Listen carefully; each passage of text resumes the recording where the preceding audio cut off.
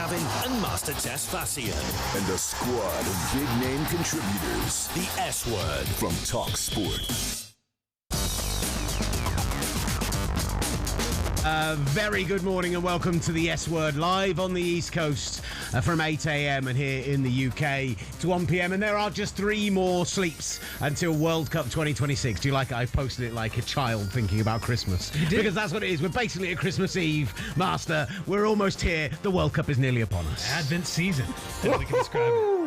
I'm Will Gavin, Master Tess Fatsian alongside me, and today, action-packed show. We're going to be talking France and previewing the action in their group with Jeremy Smith, French football expert. We'll talk Spain with Paul Bayas, who'll be joining us to break down their high-stakes campaign in Group H. Massive news out of East London. We may touch on that with David Sullivan leaving. We've got African football expert Michael Lahoud joining us. We're talking to match-worn shirts, and we're going to talk about some of those friendlies over the weekend. The USA impressive in defeat against Germany. England belaboured on that pitch in Tampa Bay, and Americans not happy with us complaining about it. That'll all be coming up on the S Word. What's new? Bring your lunch, bring your dinner. There's no time for lunch or dinner around here because there's only the feast of football that is the 2026 World Cup. Master, how are we feeling? How good weekend? Rested? Ready to go? Because we're going 7 days a week now, We are. There's no more weekends off now. Every day matters. There will be some of the most important matches that we've seen in the biggest World Cup of all time happening every single day. No better place to cover it than right here on talkSPORT. Love it. Absolutely love it. Let's start off with the USMNT because 2-1 defeat to Germany this weekend. And I was telling you a little bit about this before the show today, but I found myself, we've been doing this show for 4 or so weeks now. And obviously, you know, we're posting clips on Instagram and TikTok, and I'm following a lot of new accounts I've not followed before, and I'm kind of warming up to the World Cup. And I found myself on USMNT TikTok and USMNT Instagram. And I tell you what I found really interesting is kind of getting the usual talking head kind of, you know, guys sat in their room, you know, influencer types. The ones who are talking about the USMNT, a lot of like pushback on the reaction to this weekend. A lot of, oh yeah, great, we went toe-to-toe with Germany for 60 minutes. That doesn't matter because the result wasn't there. And kind of, I feel like there's this different energy from US fans on social media where they're like, no, we shouldn't be settling for being, oh, wasn't it nice we were participants? We should be going and winning these games. It depends on the perspective people have for friendlies. And I don't want to say the result doesn't matter, but it doesn't matter. It doesn't matter. It's a friendly. As an Englishman, we've never treated friendlies with anything other than contempt. It's about warm-up. It's about getting used to the heat. It's about all of those things. It's like an NFL preseason game. Like no one's remembering, oh, did the Seattle Seahawks, how did they do in preseason? No one cares at the end of the day. At the end of the day, what matters is what you do when the tournament starts. And these matches are to help prepare you to understand what the roles are everyone's going to play and how this team's going to shape up. And I think we got a better idea of that against Germany. What did you make of the performance then? I liked what I saw from the first half. Obviously, giving up a set-piece goal in the first 2 minutes to Kai Havertz was not the greatest thing, but he's learnt well in his time in North London. Has clearly. he not? And you know what? There was a side of me that was kind of like, try not to celebrate that one, but it was a lovely goal. And then the response thereafter, I thought was very encouraging. I loved what I saw from Anthony Robinson. Obviously, he scored an absolute worldly goal. That was tremendous. A true thunder bastard. Like an unbelievable strike. We're seeing still the back five, what Serginho Dest is going to do on the right and what Anthony Robinson is going to do on the left, and how they can create chaos mixing in with the wingers and the attack. There was a lot of chances created. In fact, the USA had more shots in the first half than Germany, and it wasn't even close. The amount that Dest gets into that 18-yard box, even in and around the 6-yard box, that like Pulisic pulling up the left-hand side and then bringing the ball back in, and 2 separate occasions that happened, and Dest was the guy getting on the end of it. Like, I thought that was really encouraging to see, like, just being willing to get forward, to make those sharp runs, to be direct. I loved what I saw from Dest. Yeah, and it was very similar to what we've seen from these 2 friendlies from the USA, is that in order to create these chances, we have the right formation set up. We saw it against Senegal. We saw it against Germany now. Having that back five with Jedi and Dest, creating that havoc, creating that chaos, creating chances, works best for this team. In terms of the things that I maybe thought, again, do concern me and things that I will be monitoring, first and foremost, We need Chris Richards back. Without Chris Richards, this is going to be a very, very challenging group stage. If Chris Richards is there, I don't know if the USA gives up that set piece goal to Kai Havertz. Miles Robinson was the one tailing there, was a step late, and it created that goal. The goal that was conceded right before the starters were about to come off to Sadio Mane, similar situation. Didn't seem like Robinson stepped up there and closed in on Sané. Got a deflection and goes in.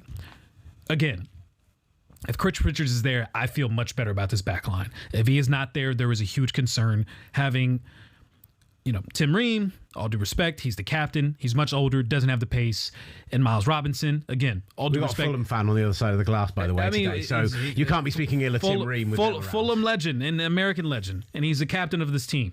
His veteran leadership is going to be fantastic for this club, or for this nation, excuse me. But Chris Richards is the anchor for this back line. He's been the anchor time and time again. We need him. The other concern, for all the shots that they had in this game, the only goal they scored was a worldie. I mean, they had 16 shots in this game. For all the chances and the opportunities that they had, this has to be a nation that maximizes and takes advantage of the chances that they create. And I did not see enough of that in this game, considering how much possession they had in the first half and having 20 touches in Germany's box. There were periods where they truly dominated Germany and just did not have anything to show for it outside of that worldly goal. The last part, and this is a concern you never really have for Team USA, but you do this summer. Goalkeeper is a concern. And usually the USA can produce some incredible goalkeepers in our history. But I don't think Matt Freese is good enough to be starting for Team USA. And are there other options there? I mean, Matt Turner's our other option. And we've seen him bounce around, obviously, throughout Europe. He started back there between the sticks in the 2022 World Cup. It feels like it's probably going to be Matt Turner back there. But either way, whether it's Matt Turner or whether it's Matt Freese, I don't feel confident enough in our goalkeeper in a way that I just have never felt this way before as a U.S. soccer fan. So those are my three biggest takeaways from this, is that we need Chris Richards back. He's the anchor defensively. We need to maximize all the chances that we create with this back five. And we have to figure out what we can do at goalkeeper, because the two options that we have just simply aren't good enough. Let's hear from Anthony Robinson, who spoke with our very own Ben Jacobs after the game on that wonder goal that he scored, and what a strike it was. I think I've only ever struck the ball like that once in a game and it hit the post, so I'm just happy it went in this time. That's the best goal you've ever scored? I'd say so, yeah. It's not very close.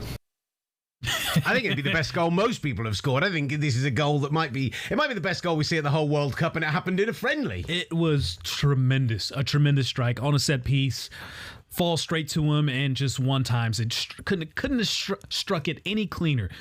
I jumped out of my seat. That goal was the excitement we needed. I scared my children.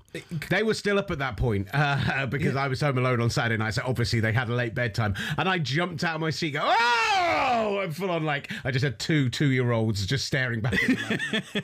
Sorry, what just happened? And if you got excited for that way, imagine how the American public feels, because this game was very hyped up. There was a great crowd showing up in Chicago. 2 minutes in, you can see the goal. And I'm getting text messages from my casual American soccer fans saying, "Oh, we stink, don't we?" And I'm like, take it easy. Give it some time. Anthony Robinson's goal is one that you can point at, have it go viral amongst the American soccer casual fans, the American sports casual fans, and they see this and think, "Oh, I haven't seen that from this U.S. side." That is a goal that strikes excitement into the American fan base that thinks maybe, just maybe, you can have some optimism. And listen, we're at a point with the just US soccer fan in general, right, where, yes, the video's been shared over the weekend of them singing and people taking the mick out of the Outlaws and having a bit of fun with them, and we love it, and the kind of plastic atmosphere idea. But what I think I've noticed is, between this being on that side of social media over recent weeks, but also seeing the way that it's approached, I didn't love when we've got the Nick Wrights, etc. of the world speaking out about football and trying to sound informed about it. But what you are hearing is like the talk show hosts, the Colin Cowherds, people like that, speaking really positively about soccer, speaking really positively about the USMNT, about the talent in this team. And you mentioned it, Chicago, 70,000 fans there, all of them USA fans, all of them in their shirts, like real festival of football outside. And I think for all those people who are quite snobby about the USMNT, about their fans, about the approach to soccer in North America and everything else, I was buoyed by all of that. Between the performance and everything else we saw in the stadium, I was like, do you know what? I can now finally feel like the US are buying into it. The media coverage is not a reflection of what you see every single day in the streets of America. And I think this summer will be a further proof of the disconnect that exists from sports media and the American public at large. We're talking over 50 million people consider themselves avid soccer fans in the United States. A place in a world in which it has grown exponentially from 1994 to 1999 with the 99ers and the U.S. women's team to even 2010. I don't think gets enough credit with the U.S. in South Africa, the incredible Landon Donovan goal that gets them to the knockout stage.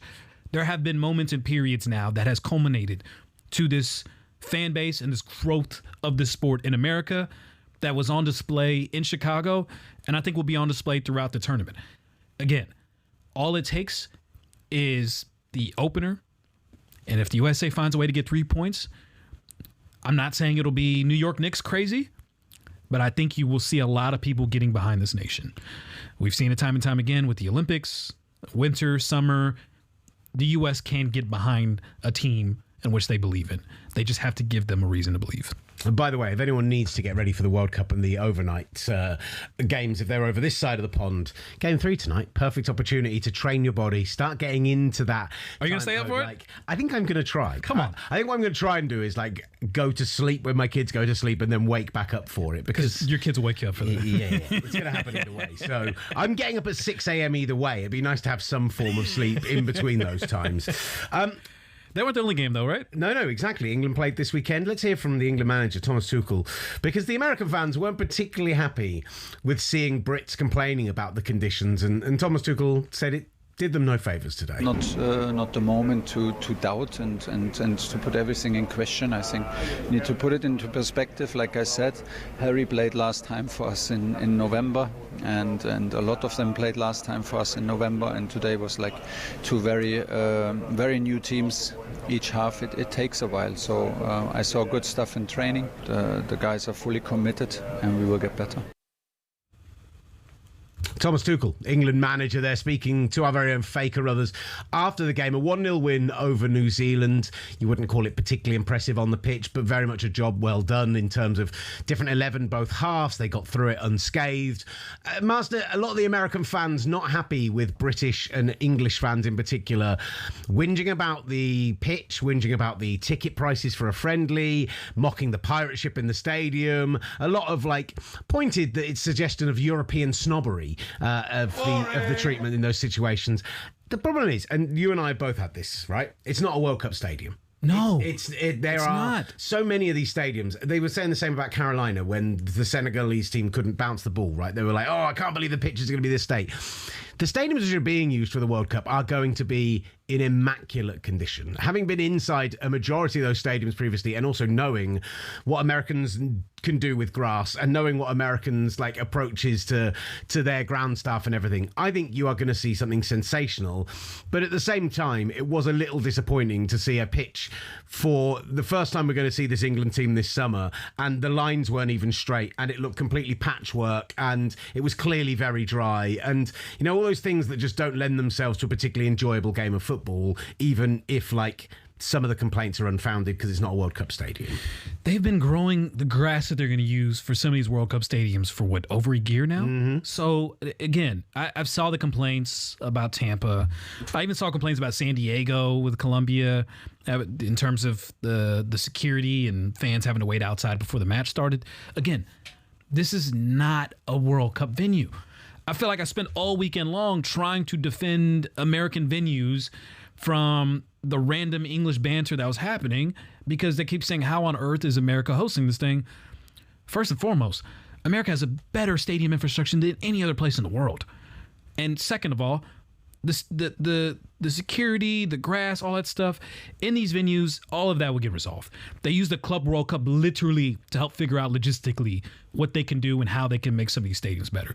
So all of these complaints, again, there's a lot wrong with this World Cup. I am not in any way defending FIFA, the World Cup, the United States, and all of the water bottles, all that stuff. I am not defending any of those. But when you pile on without knowing the information or doing your own research, you just look a bit foolish. And it just makes a lot of these complaints just kind of fall in where I find myself defending America. and please don't make me do that. I mean, I don't mind doing that, but just don't sound stupid. Just do your research. But at the same time, so on the other side of it, I had a lot of people tag me, Brett Coleman from All 32, who is a great NFL writer and film studier and everything else. He retweeted something from a New Zealand writer who was at the game, whose mind had been blown by the Buccaneers Stadium, who loved the layout, who loved the pirate ship, who loved everything else. I was engaging back and forth with him, by the way. I saw a bit of that. And listen, there was some conversation about the fact that you said it right. That doesn't top a touch 16 team in the NFL. Maybe even not top 20 at this point. Maybe with all not. The new stadiums coming in. But I saw a lot of people in the comments getting in there and being like, oh, these Europeans don't know what they're talking about. They've never been to an SEC Saturday night game at LSU or Alabama or anything like that. And I did find it a little disrespectful to the quality and atmosphere of European stadiums and European soccer teams and everything else, because I was just like, hold on. A lot of the people commenting on that haven't done both. No. You and I have both done both. You and I have been in Borussia Dortmund to see the yellow wall on a Thursday night in European football or a Wednesday night in European football. You and I have been at Anfield when it's absolutely rocking and you'll never walk alone goes. And I've also been in Alabama for rivalry games. I've also been to LSU for rivalry games. And I can tell you, whilst unique, both are incredible. And there isn't some weird European versus the USA stadium nonsense that people were trying to stir up on Twitter. Both are sensational. And this idea that, oh, these little Europeans, if they came over here and had to see what our real atmospheres are like, they would absolutely brick themselves. I'm like, calm down. Just calm down a little. I will say, though, packing in 100,000 people for a college football game. Oh, it's unbelievable. In the middle of nowhere in the South, Kyle Field, going to Death Valley, going to Tuscaloosa. Again, what stadiums in Europe can do that? There are very few stadiums which have the numbers to do that, but I believe that if they had the numbers, they would pack them in and you would still get that atmosphere. I'm sure they would. I'm sure again, my point is they don't exist. That they are. It's so unique and such a beautiful thing, and I don't see why both can't be brilliant. Because there was this real kind of, it felt like 4 or 5 days out from the World Cup, and we're finding a reason to argue with Americans thing, and I was just like, calm down. It's gonna be happening all month. I mean, we've been doing it for a month now. Like, if anything, this show is a microcosm of what you're going to experience for the next 6 weeks. It is going to be a culture clash of sports, and people trying to say American sports culture is trash, and people saying abroad that. Again, if you think the Tampa Bay Bucks Stadium is impressive, as I told that reporter, wait till you go to SoFi. You will be in 2070. Although saying that, New Zealand have one game at SoFi and then 2 games up at the BC Lions Vancouver Stadium, and that will feel much more like being a domestic New Zealand soccer game, because I love Vancouver. I have family there. It's a wonderful city. It's not a great stadium. Yeah, it's not a great choice of Unfortunately, it's not. Listen, we didn't get around to talking about the England performance of it all. Yeah, but we got plenty of time in the show today. But there's one thing I want to get off my chest real quick. Oh, okay. Okay. Let him cook. And this is talking to the English fans. What is your gripe against Jude Bellingham? I just do not understand why there is this English bashing towards Jude Bellingham. Let me remind you that this is one of 3 players on your national team that has won a Champions League. During the Euros, he scored an incredible goal in a big moment against Slovakia, scored 2 goals with a injured shoulder that he pushed off surgery for so we can make sure that he was available for this tournament. He has stepped up and played a position at the number 10 that is not natural to him, but he has excelled exceptionally in that position. Just because he chose not to play in the Premier League, it feels like there is this huge criticism or insecurity from the English fans that do not get to watch him on a weekly basis, that hold it against him to this day, when he is your second best player on this national team. There should not be any debate as to who starts at the number 10. Jude Bellingham should start for England every single time he's available. He has done nothing but give his best, give his all, even when he didn't have his all, to England, and the simple fact that it continues to remain a debate as to who should start at the number 10 between him and Morgan Rogers. And there's no disrespect to Morgan Rogers. He's an exceptional player. But this could well be an Arsenal player in a few weeks. He could be. But comparing him to Jude Bellingham, I think it's laughable, considering what Jude Bellingham has done so far in his career, what he has accomplished, and what he has sacrificed to try and give his all for England's national team. I do not understand why the English media and some of the fans are so obsessed with trying to discredit Jude Bellingham. It just does not make any sense. Get over yourselves. Can we go a little long here? Is that all right? Just checking with the other side of the glass. Just because now we're onto it, I'm going to have my say. So supposedly Thomas Tuchel has told Jude Bellingham he's a starter, but one of 15 players who've been told they're starters. So there's very clearly 3 or 4 positions that he considers rotational. Now, I think we can assume that the left wing position with Gordon and Rashford is going to be one of those. I think we can assume that the back 3 is going to be 2 of 3 out of Stones, Konza and Gay. I would probably say the second centre midfield position alongside Declan Rice. So Anderson, Mainu, who's going to be starting there, is still a question mark on this. And supposedly Rodgers and Bellingham is one of those positions that is kind of up to debate. I definitely trust Thomas Tuchel more than I have done Gareth Southgate. From a tactical perspective, I am more trusting with a guy who's gone and won things and understands about changing formations, about being bold, about playing to your opposition. What I've never understood about all of this is Gareth Southgate's approach was, we are going to play low block, we're going to play with 2 holding midfielders, doesn't matter who we're playing, we keep possession and we maybe try and hit on the counter, but we are going to very much have a back 5, 6, whatever we're going to be doing at the wing backs. It's going to be that we're going to have 2 holding midfielders. I think when you're playing Panama, I think when you're playing Ghana, no disrespect to either of those teams, I don't understand why Declan Rice can't play as a single low block midfielder. Why you can't have Declan Rice as a 6, Jude Bellingham in what I think is his better natural position as an 8, and then another player ahead of him. I'd much rather have Jude Bellingham linking up the play, pulling all the strings in midfield, being the one to feed those balls over the top to the wide positions, being the one to make... Because Morgan Rogers is a more traditional 10. He is a more traditional drive into the box, supply the playmaker. Harry Kane will, drop deep. Morgan Rogers will run ahead of him, which Jude Bellingham isn't necessarily going to do. I actually think the best balance for this England team is playing both of those players and playing them as the 8 and the 10. Don't you want Jude in the box, though? Lesser teams. But that will still be something that happens. He is still a player who'll drive forwards. He'll still be a player that runs onto those. I'm talking about if you're going up against a team who you consider yourself on paper a team who you could dominate, why not go out and play a more attacking formation? Why not go out and press them? And why not go and have Jude Bellingham and Morgan Rogers both playing, both attacking the box, both making those runs, both making those passes, and really give yourself an opportunity to go and overwhelm a team, force them to sit deep, not invite them onto you. I just don't see, it's always been an issue with mine. I love Elliot Anderson. I want to see him play for England. I really like Kobbie Mainoo. I want to see him play for England. But in those games, I do not understand why you can't play a 6 and then a proper attacking 8 alongside the 10. Why they both couldn't fit in that team. It's not been experimented with. It's not been discussed. And I would love to see them both playing because I think that gives England the best attacking option. I wouldn't mind it. But the idea that Jude should not be starting, there's 2 players. It's madness. If it's Jude versus Rogers, I'm taking Jude every single time, to be clear. Jude and Harry Kane should start every single big match that England has to play in this World Cup. Yeah. No question. If you were to ask me who the first names on the team sheet are, for me personally, it's going to be Pickford at the back, it's going to be Bellingham, it's going to be Kane. Those 3 are my first 3 on there. And Rice. I think that'll be my 4. So I'm going to give Rice as well.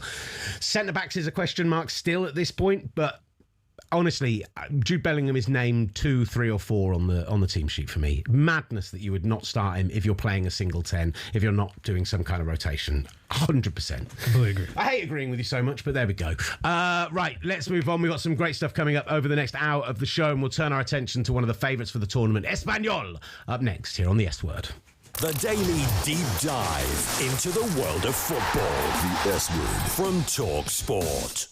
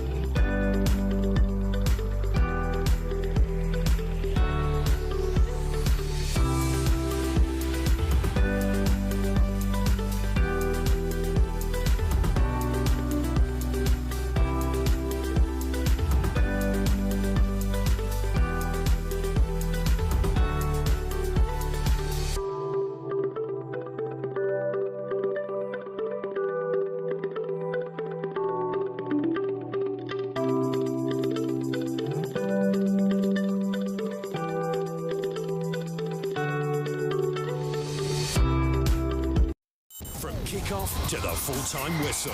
Don't say the S word. Say the F word. Football. The S word. From talkSPORT.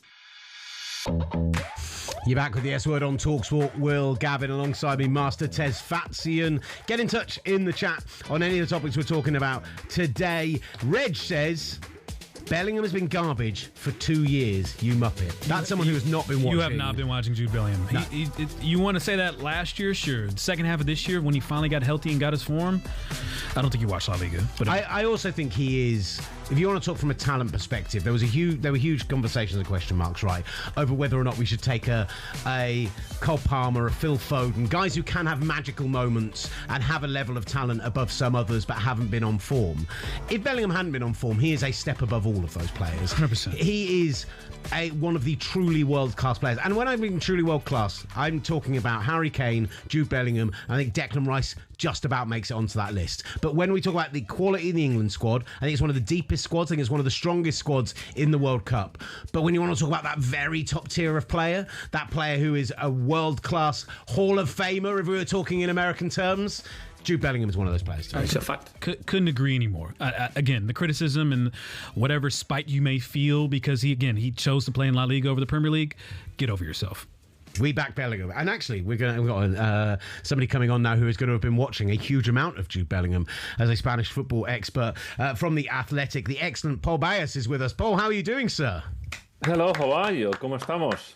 Muy bien, ¿y tú?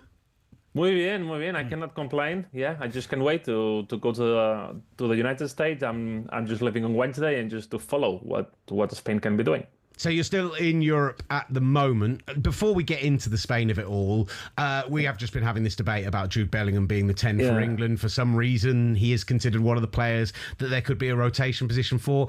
For people who maybe don't watch La Liga, just give us an idea of how important he is to this Real Madrid team. Yeah, no, I would say that he's instrumental to this Real Madrid team, but we have to take into account that the last couple of seasons have not been great for Real Madrid. Trophyless seasons, that doesn't tend to happen at Real Madrid, and when this happens, there's a lot of drama and tension around the club and questioning to all the big stars. I still would say that among all the talk of which are the stars that Real Madrid don't need, I don't think that Bellingham is in that category because he's so multifunctional. He can do so many things on a football pitch that, he's basically really useful in just any context that any team wants him to play. So in that regard, I think that I agree with the fact that there has to be no discussion about his talent. I am not in Thomas Tuchel's head. I don't know what the plans he had or the tactical fit or the tactical profile that he wants for the number 10.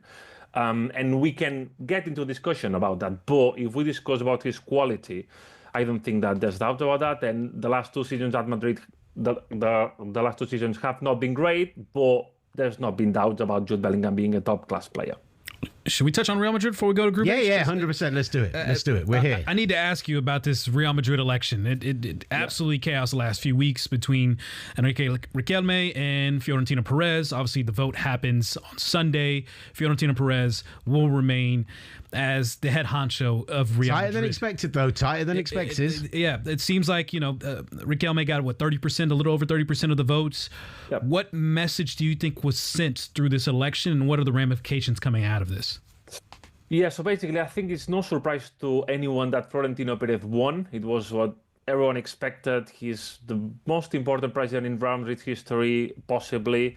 And Enrique Riquelme was mostly an unknown guy that has burst into the scene in those last month when the elections came up. And I think that the big surprise was the thin margin that Florentino Perez had to win this. I mean, it's not a thin margin because it was a 35% of votes, but still, having a 35% against Florentino Perez, the biggest figure in Real Madrid's history, just assembling this has been positive for him, and I think that puts him in a strong position for the next election. But that's going to be another story. Now the closest future for Real Madrid is just Florentino Perez. And what's coming next is just signings and bringing in new players and a new manager. Jose Mourinho is basically confirmed as the new manager, and 2 defensive reinforcements are also coming in at Real Madrid. Ibrahima Konate from Liverpool and Denzel Dumfries from Inter Milan are both expected to join Real Madrid and just to provide a bit of depth in the defensive line, which is something that the team has lacked. And then we'll see what Real Madrid does. But there's the expectation that big signings are going to happen beyond this. That Florentino Perez is going to make big investments. I'm talking about over 100 million signings. So let's see what happens from here. Do you think it's Michael Olise? Do you think I'm seeing Julian Alvarez rumors right now going on crazy this morning? Who do you think this mysterious 150 million euro bid that Florentino Perez kept teasing throughout this campaign? Who would it be? Yeah, I don't have the full information of who will it be. I have doubts that Michael Olise will leave Bayern Munich. As much as Florentino Perez and all Real Madrid fans and all football fans would want to have Michael Olise on their team, I don't see Bayern selling him. If you ask me, and if you look at Real Madrid and people at the club, they assess that one of the biggest necessities that the team has is the central midfield. Find a creative midfielder that gives the team this sort of football machine that they have missed over the past couple of seasons without Modric in top form, without Toni Kroos. So that's the position that they are certainly looking for. And it would make sense for me to imagine a player in that regard. There's been rumors about Vitinha, about João Neves.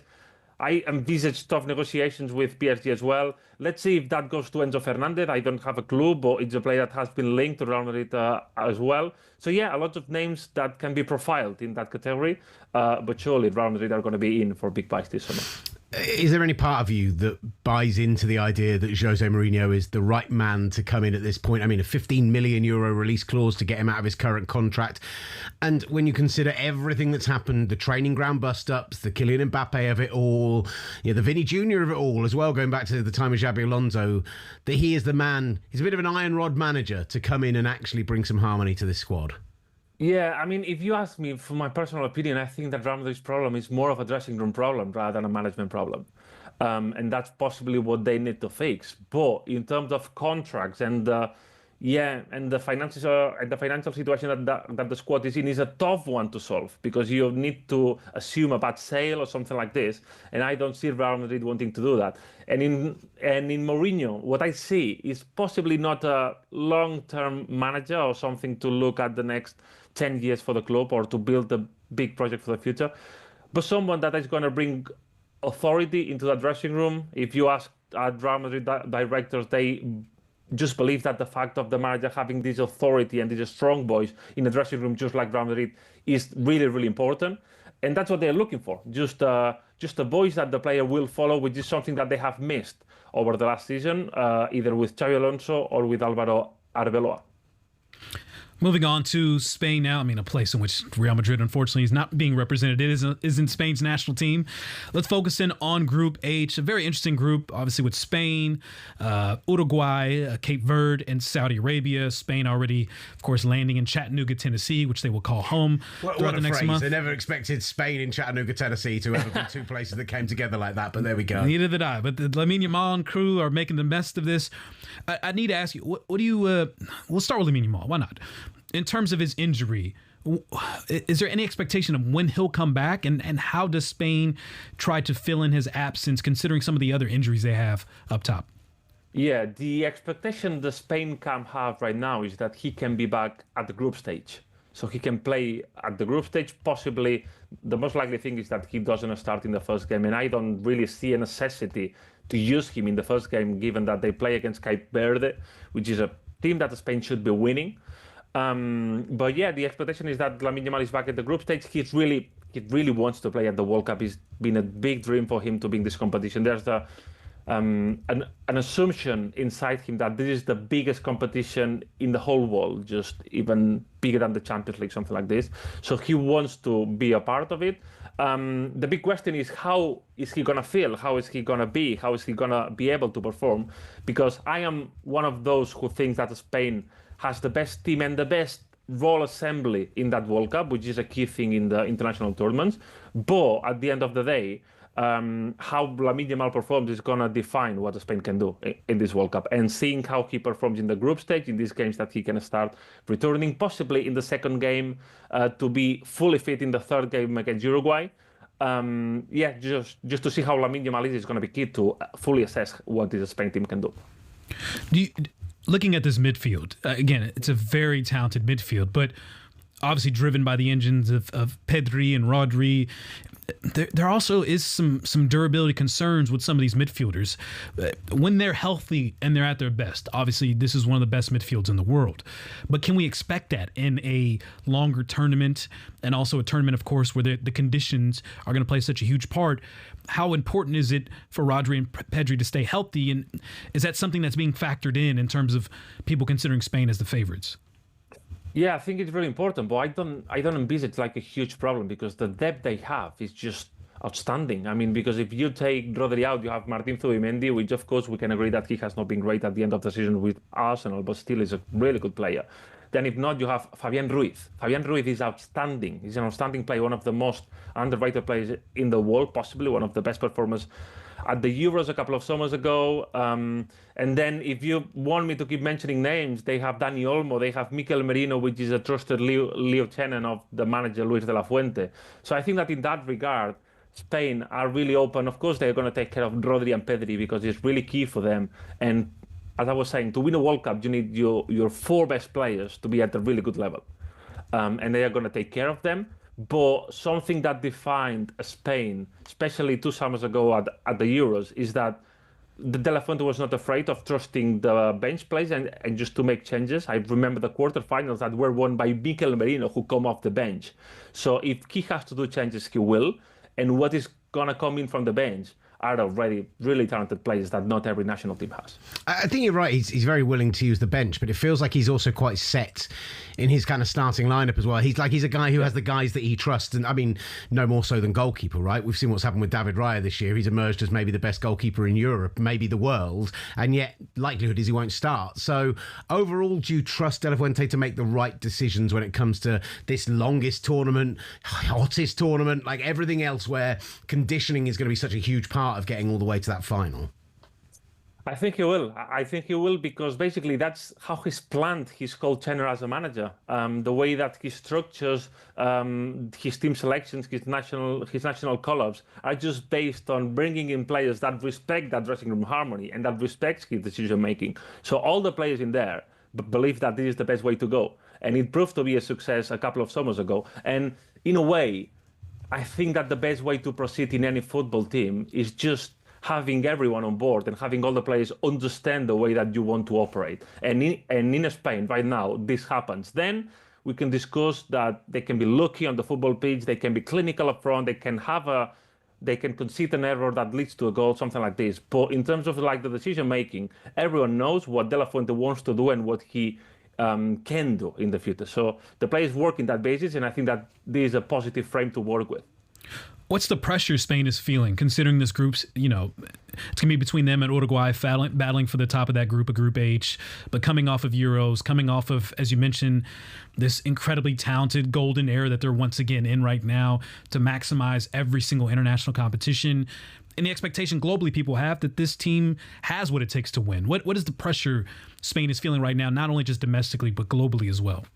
Yeah, no, I think that this is a really valid point, because when they went into the Euros, they were not among the favorites. And that was something that back then was used as fuel, just to keep going and just to motivate the players and just to believe that they can prove the doubters wrong. But now they are not in that territory, just like anymore. They are top favorites. They have to be.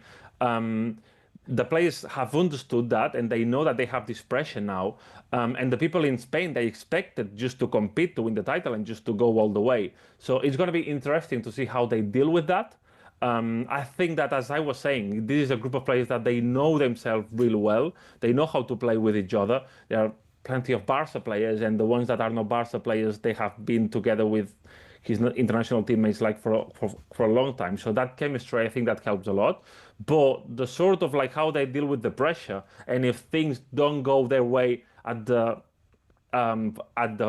first game, is something that are going to be taken into account for sure, and that is going to define as well what Spain is able to. Lovely stuff. Listen, was there anything more you wanted to ask our great guest? No, I mean, how would you rank Group H? Yeah, how do you think this plays out between Spain, Uruguay, Cape Verde, Saudi Arabia? Rank them 1 to 4. How does this group finish out?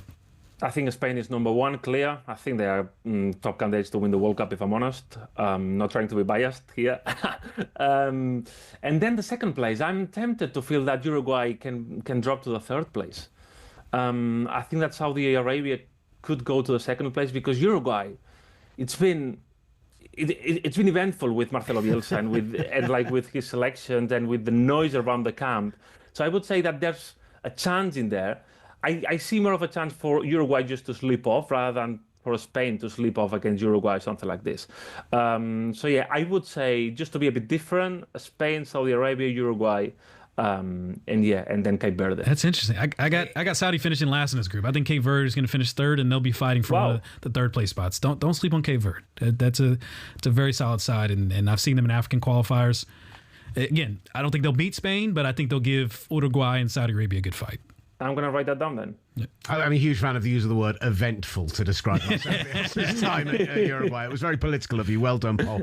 Look, we really appreciate your time. Thank you so much. Thank you so much. Joining us Cheers, guys. from The Athletic to look forward to Spain, Group H, Spain, Cape Verde, Saudi Arabia, Uruguay. I mean, you're saying you're thinking Spain, Uruguay, Cape Verde, Saudi Arabia. Yeah, I think Uruguay still has enough to make it through and finish second in this group. I think Cape Verde, a lot of people are sleeping on Cape Verde. And what I saw from them... I've famously been sleeping on Cape Verde. You have. They've been the team I throw out at any opportunity when I'm talking about the expansion of this tournament. And everyone, not only just you, I've heard a lot of it at talkSPORT. Who's going to stay for this Cape Verde-Saudi Arabia match? Look, if whoever gets 3 points out of that match is going to be in cruise position, in a nice position to make it to the knockout stage. So I will be up for that match because I understand the significance of it. And I'm excited to see what Cape Verde does. They're one of the underdogs of this World Cup, a nation that got in because of this expanded format, and I think they're going to make the most of it. Coming up in the second hour of the show, Bob Zonderwijk is going to be joining us from Match Worn Shirts. If you don't follow the fine work they do, some really cool stuff with them. We're going to talk about France and their group in this World Cup. Jeremy Smith, the great French football writer, will join us, plus Michael Lahoud to give us, well, maybe he's positive on Cape Verde. He'll break down some African better than anybody else in the world. I'm ready, but up next we'll go round the grounds and mop up the rest of this weekend's action ahead of the World Cup, which gets underway in just 3 days' time. Around here, we only use the F word. talkSPORT presents The S word.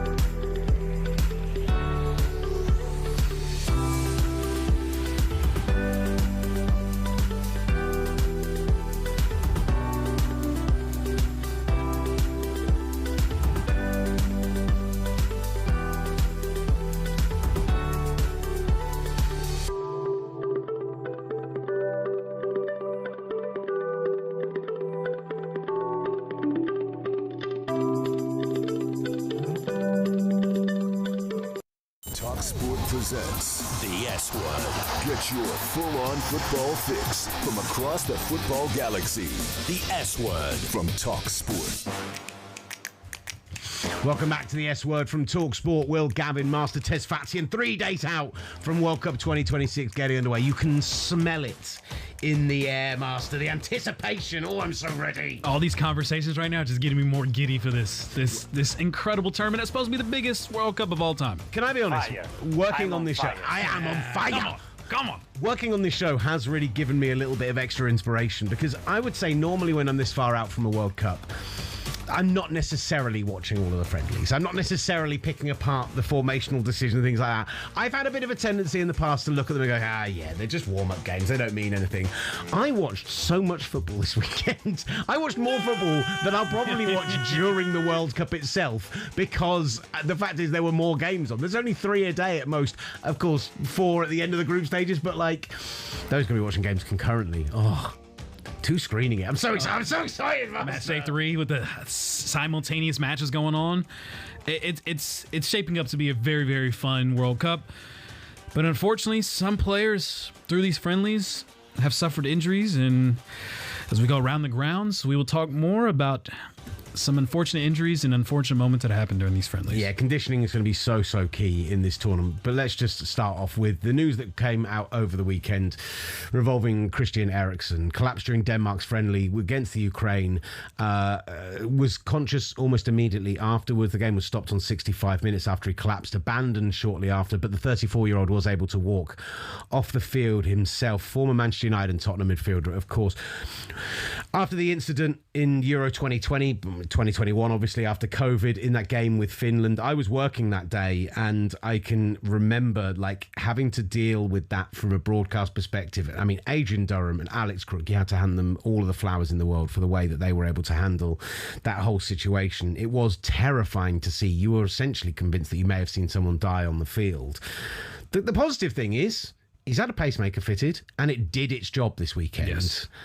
You have to think that the thoughts now creep into the mind, though, of it's happened again. Yes, my life was saved by the device I was fitted with, but if Christian Eriksen's career was to end here, what a career he's had, and what a kind of, if he has to ride off into the sunset, I don't think anyone would judge him negatively for that at this point. Yeah, that's a tough one for him to accept. And he's 34 years old now. I don't know. I always have a tough time publicly saying a player should stop playing. Yeah. I do. Even as uncomfortable as it can make me watching that match, which I was, as Dorgo scored an absolute banger in that match. And again, between Denmark and Ukraine, there was both these nations are not making it to the World Cup and maximizing this international window. And, you know, watching that match and seeing that happen again, you're thinking, oh no, not again. As you're seeing everyone rush out there on the pitch and the match eventually being abandoned. But it's hard for me to tell a professional footballer who grew up dreaming about doing this and playing for their national team and playing professionally throughout Europe to call it quits because I'm essentially uncomfortable with seeing this episode play out again. That is a tough conversation that Christian needs to have with his family, with his loved ones, and seeing what's possible. And if this is how it ends, it would be a very unfortunate and sad way to see his career in this way. But also it has brought so much awareness into having defibrillators and how we respond to these situations in real time on the pitch.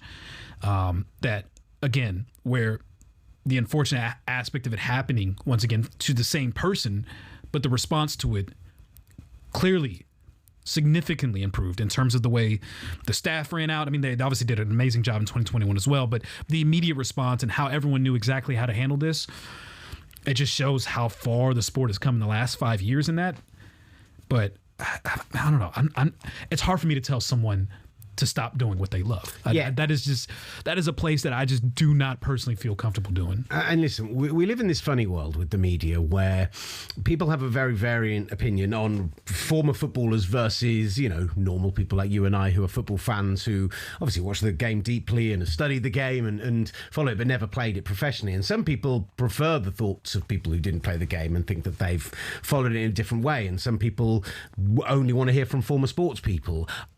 this kind of situation, I really pay attention to what those former sports people are saying, because they understand the mentality, right? The mentality is so different when you have dedicated your whole life to this, when you have completely buried yourself in this world. And for someone like Christian Eriksen, who has a wife and children, I think our default is it's like how, people love spending other people's money when it comes to like transfers and everything else. Like they love saying, this is what they should do, this is what they should do. And it's like, well, yeah, you can have an opinion on it, but it's not yours to spend, so you'll never actually know. And maybe his mindset is coming away from it and saying, I've got my family, I'm happy with that, I don't want to go any further. But so many people talk about the struggles they have post-career of adjusting to a life where you're not got the routine of day in, day out football, where you're not training, where you're not still getting to experience things on those top level. And if it's Christian Eriksen feels that he needs to, maybe doesn't play for the national team anymore, but continues playing, for Wolfsburg or whoever else that might be at this point,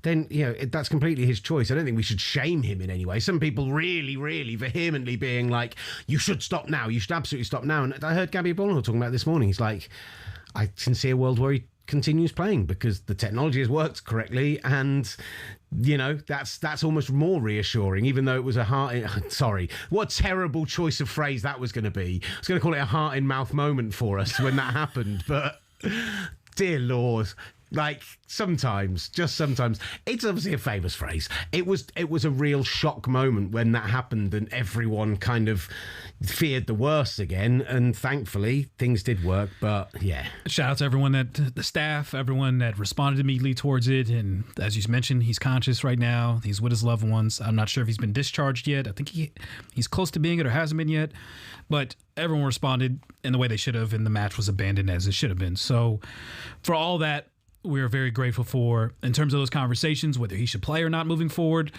that is a personal decision. And for me personally, if he wants to continue playing, if he doesn't, whatever decision he makes, I will be comfortable with, because I've never been a professional player, and I do not understand the pain that professional athletes have to deal with retiring and giving up the dream that they always wanted to do and finding a life outside of football. That is, a lot of people go through very depressive episodes trying to deal with that reality. And so if Eriksen's not ready to give that up yet, then by all means, I will support that.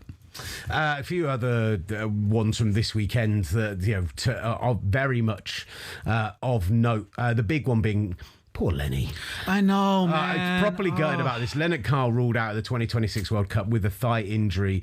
The incredible 18-year-old, but who has been such a star for Bayern Munich, both off the bench and starting this season, is going to miss it. Asanwi Drago is coming in, the RB Leipzig midfielder, to replace him for Germany. But if you want to take the positives, 18 years old, he potentially has another 3 to 4 World Cups in his future. Hopefully. And he is that quality of player that you could imagine him starring for Germany in many, many, many years to come. But man, really gutted for him, really, really gutted, because I thought he could have featured for Germany in this tournament in a massive way. He was one of those young players that you always see in every World Cup that you're just like, this summer is the moment for him to elevate in the public and global eye. And everything was set up for him, starting in that midfield potentially with Jamal Musiala and Florian Wirtz, and Leonard Carl had a chance to be even the most assertive player of that midfield that could really create chances for Germany. And for him to miss out on this, it's so close, just right on the doorsteps of this World Cup. I genuinely feel for him. It's a big loss for Germany as well, despite all the talent that they do have. Having that guy who can be a game changer, a young, dynamic, you almost need a young, naive, dynamic player sometimes to help alleviate some of the concerns the German public has towards the shortcomings of the national team. And he could be someone that people could point to as, this time it's different. And unfortunately, he will not take part of it. So it's one of many injuries that we've seen, unfortunately, that young, talented players that had huge roles on their national teams just won't be able to shine. And a few notable results from the games this weekend. Belgium running out 5-0 winners over Tunisia. We had Portugal getting a win over Chile, but some scenes in that game. Rafael Leao, who we were talking about last week as a possible Premier League transfer this summer, hot-headed to say the least. I don't know, know, Jim. He's going to miss the start of the World Cup now. Australia getting a draw with Switzerland, significant. Scotland, 4-0 winners over Bolivia. John McGinn, superstar. Had you only just discovered the unofficial Scotland World Cup song? I did find it. No, I was showing to Sam because Sam hadn't known of the song. And so it's such a banger. It's so classic Scottish, though, isn't it? Yeah. Like everything about it, condescending. Park Also, sucks. But I will go there anyway. It's so good. LCD Sound System, one of my favourite bands in the world, and it's very clearly influenced by that, but man, it's so good. And Brazil 2-1 winners over Egypt. Nothing particularly spectacular in that performance, but go on. Endrick. If there's one person that needs to start for Brazil, it has to be Endrick. And it's no disrespect to Igor Thiago, but if it's going to be a 4-4-2 that Brazil is playing, I'm sorry, if there's two strikers up top, it needs to be Vinicius Jr. and it needs to be Endrick. Endrick is a game changer, another one of those young, dynamic teenagers that will burst on the scenes this summer. He deserves to start. Somehow, some way. I don't know who he's taking out of there, and it's probably Igor Thiago. Endrick needs to start for Brazil. He does. Hands down. Vinny playing just off him, making those cutting runs in from the side, drifting out left. That was fun to watch. People always see that as being like, that only works if you're playing with a 3 or a 5. But I always think the player I always think of in that situation is Thierry Henry, because that Arsenal team was playing a pretty strict old school 4-4-2, and Henry would always drift out to that left hand side and leave that space for Bergkamp to make the runs to middle, or Van Persie at a later time, exactly. And that's what Vinny can be doing, and Endrick can be the man to get on the end of those. I love it. And even if they play 4-3-3.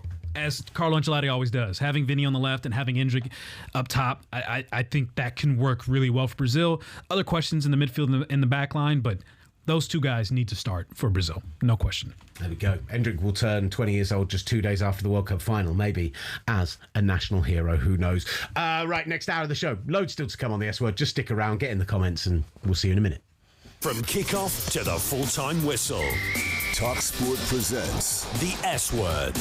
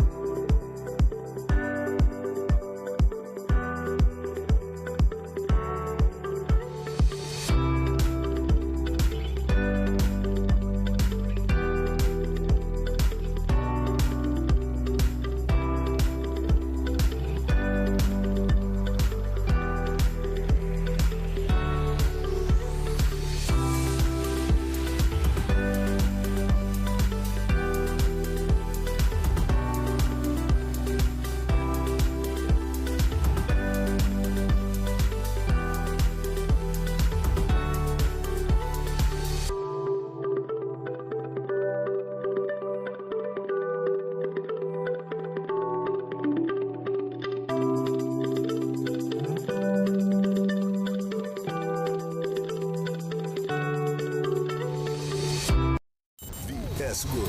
Featuring Will Gavin and Master Tess Fassian. And a squad of big-name contributors. The S Word. From talkSPORT. Welcome back to the S Word with talkSPORT. I'm Will Gavin, alongside me, Master Tess Fatsian, as we build up to the 2026 World Cup getting underway in just 3 days' time. 3 days. Oh, baby. Still lots of football to get into on the show today as we look to France and their group for this World Cup. Jeremy Smith will be joining us with Iraq, Norway, Senegal. That's an unbelievable group. Unbelievable group. I've got a hot take of that group, and I'll wait till we get to that segment. Stick around, about 15 minutes time for that one. Oh, I don't even know what that is. And then Michael LaHoo will join us later in the hour. He'll have some takes himself. Some of the African nations involved in this year's World Morocco with a huge injury as well that we'll keep you guys updated on at the end of this show. But a huge loss potentially for them in the World Cup. But listen, whilst neither of us are wearing our paraphernalia today, usually I am. Took a day off from Arsenal, didn't you? It's because it's raining. I had to dress appropriately.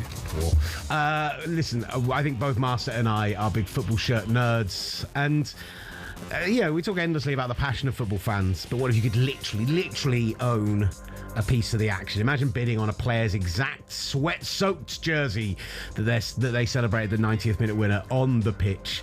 This is the reality created by the great match-worn shirt, and I'm delighted to say that joining us on the show now about the exploding sports memorabilia market is the co-founder of Match-Worn Shirt, Bob Zonderwijk. Bob, welcome to the show, sir. How are you doing? Very much. I'm good, thanks. How are you guys? Don't worry, we will ask you about the Netherlands' opportunities at this World Cup as well. I put them on my dark horse list recently. I think in a World Cup where there could be a lot of difficult 1-0 wins. I'm just saying. He's following the mathematician there. The mathematicians. But listen, you've got this huge exhibit coming to New York. If people aren't familiar with what you guys do, Bob, tell us a little bit about it, because Master and I love it. So, in short, what we do is we offer fans around the world a one-stop shop, an app where they can bid on shirts that players are still wearing as soon as the event kicks off. So, obviously, our main focus is in football, in European football, but we also do cycling, rugby, cricket. We just entered the NBA as well. But so basically, it doesn't matter whether you are in the stands or you're on the sofa at home, anywhere in the world. As soon as you see the player running around chasing that ball in that jersey, you can bid on it and make it yours, and then you compete against the rest of the world to determine how expensive it's going to be to own that piece of history. And I think I saw from the Premier League, obviously Arsenal winning the Premier League title for the first time in 22 years. Did you? You've never mentioned it. But I didn't mention this part. The kit that Kai Havertz wore against Burnley, which ultimately he scored the game winner in that match that led to Arsenal winning the Premier League, that went for auction on Match-Worn Shirts, did it not? And how much did it go for? On the top of my head, I say 22K, but I just became a father, so my sleep is very low at the moment. Nobody on top of all my numbers. I do know what Jamal went for last week, but I think it was around 22K. Yeah. In terms of that, like, why was there so much demand? Obviously, the Kai Havertz and Leo Trossard shirts sold for £49,000. In terms of how does that compare to the other Premier League shirts that you guys have sold, and how many Arsenal fans were willing to try and spend as much as they could to try and own those shirts? It's I would say a regular Arsenal game would go, obviously it depends a little bit on the player, a little bit on the sentiment, between, let's say, £900 for, let's say, the least popular player in the squad, up to like $3,000 for a regular game. So in that sense, this is like 10 times as important. I still think that we have room to grow here. That if literally every Arsenal fan in the world that would have that money to spend on an item like this would get involved, it would go for much higher. Well, I think I'm preaching to the choir, right? It's quite a special. Over there you are. Special year to be an Arsenal fan. So and I guess that's the beauty of an auction model. I'm not sure if you saw it and how popular it is where you guys are based, but we did an ice skating shoot from the Olympics, speed skating. It went over 200K. Wow. So is that more valuable than Arsenal winning the title? Yeah, it just depends on who's getting involved and who the other one is that you're bidding against. I'm seeing 26,700 the Kai Havertz one went for, and then 22,000 Leo Trossard shirt went for. So it's a pretty penny. Yes, incredible. Tell us about this exhibit in New York, because I've seen some of the names and some of the jerseys you guys are going to have on display, and like, even if you're not the sort of person who's going to spend 20 grand plus on a match worn shirt, if they on these very special occasions, just to come and see these shirts that are on display, it's like a museum. Exactly. So, like I said, we opened shop in the US. So we're doing all the US soccer. So NWSL, MLS, US Soccer, Canada Soccer, etc. But now also starting in NBA, and obviously this is for us a huge year to also show in the US what we're good at. We don't underestimate how big of a beast the US market is, but our European football and the biggest sporting event in the world happening in the US is for us the perfect opportunity to showcase that. And obviously American fans consume, I think, sports in a completely different way to Europeans. They're arguably as passionate, but in a different way. And we want to basically, on a low key level, let them experience football or soccer with us. By doing it in one of the coolest areas in New York, in a cool expo where you have a lot of foot traffic, offering it free to the public, to just let them walk in, browse around, see, once they sort of buy into how beautiful that story is of the Battle of Nuremberg or Diego Maradona, and then sort of thinking of, okay, there's games happening right now. There's shirts being worn at the moment that could become this legendary in the future. For us, it just makes perfect sense to do an expo like this. And also very important to make it free of charge so that everyone can just walk in and enjoy it. I know you talk about American football culture, but I spent a lot of time in Amsterdam, and obviously seeing what you're doing there with match-worn shirts. I'm good friends with Kickoff Vintage, as they're doing some great things as well. With Copa as well, the store there in Amsterdam. There is a vintage shirt collection culture in Amsterdam. What got you into it, and why in the Netherlands is there also an appreciation for timeless shirts? Well, I think we've been obviously a football nation, as long as anyone probably that's listening can remember. However, in terms of really cherishing memorabilia, I think we have quite far to go. The mindset of the average Dutch person is let's just behave normal and don't get bigger than your shoes. Is that how you say it? Or bigger than your boots? So even if you have success, like there's no need to then annoy your neighbor with your Ferrari every morning. That's sort of our mindset. I think in a lot of parts in the world, if you do well, then why not celebrate that success and buy the coolest item you can get, an Arsenal shirt or whatever, and hang it in your office. So in that sense, the Netherlands is not there just yet. And then how we got into this, so I set the company up together with my brother. And our father was a high school headmaster. He's now retired. And just a few years before his pension, he needed to move from the school where he was working for like 33 years, for the last 2 years, to a different school. And we thought we need to give him something nice in his new office. He walks in, white wall. He sees that and he will think like, okay, nice, this is where I want to sit. And also for people that come in to feel like, okay, there's a story to tell here. This old dude with the mustache, the new high school headmaster, He has a dirty Davy Klaassen shirt on the wall. There must be a story to that. And then we went to find it. We were lawyers back then, so we had a decent salary. So we thought we'll find a way to get it. And we saw it was only available to corporate sponsors, and that's how the ball started rolling. And we started to figure out why not. It's worth mentioning as well that we're talking about some extortionate, crazy, not extortionate, that's the wrong word, some exorbitant was the word I was looking for, huge sums of money here. But this isn't just lining your pockets, Bob, is it? This isn't just a completely commercial endeavour. You guys put a lot of money to charity and a lot of towards foundations, etc. Like this is it's a business, but at the same time, understand your proceeds are going somewhere good. Yeah, indeed. So when we started, we thought like we are going to tell exactly where the participating clubs need to send their money to. So we had two charities that we selected, one for children's muscle disease and the other one, Johan Cruyff Foundation, that builds like football pitches in less fortunate areas.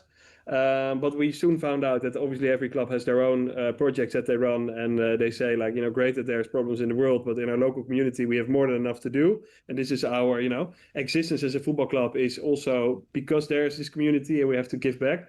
So we immediately stepped away from trying to dictate where that goes, but we try to encourage every single team that we work with to allocate those funds to charity. Some do it 100%. Some say like per year at least, I don't know, this many thousands go to the foundation so that the foundation can build on that.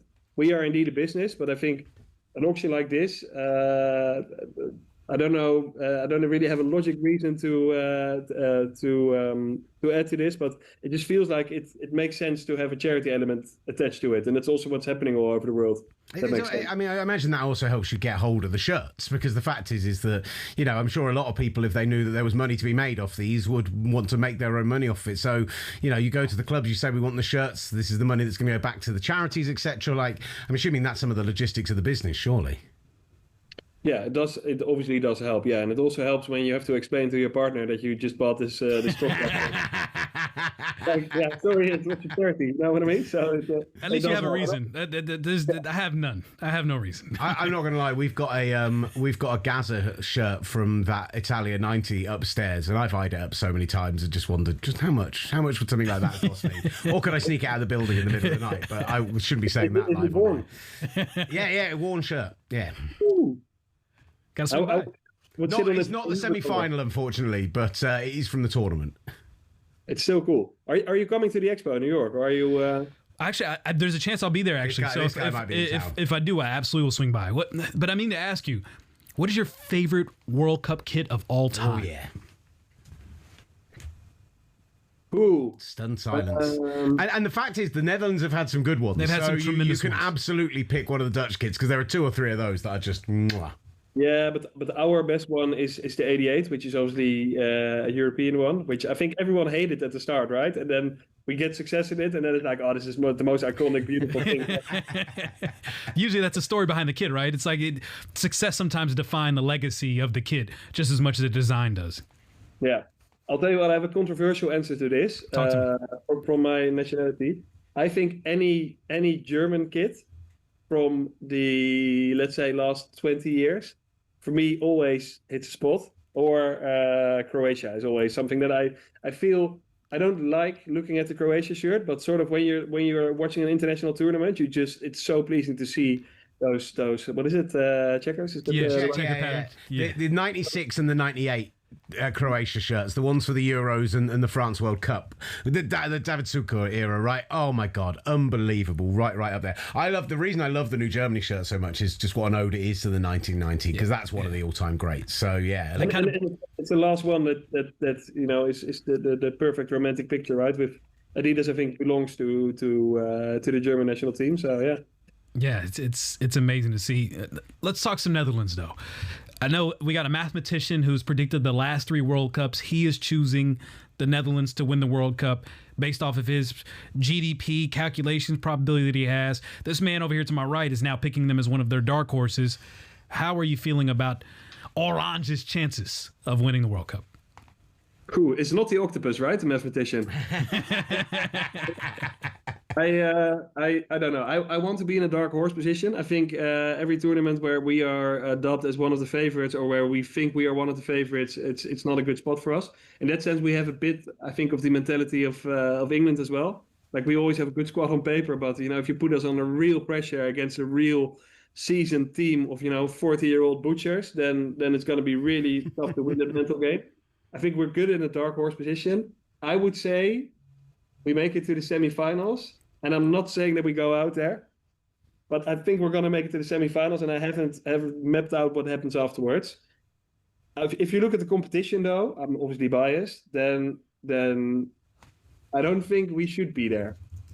Does that make sense? Why? Why do you think that? I understand. It all depends if we get a striker that is going to actually perform, and who the striker is going to be is, I think, we're going to find out tonight, because I think the coach said tonight there will be a lot of clarity on the final lineup.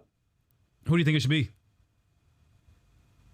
I think it should be Bobby, with his recent performance.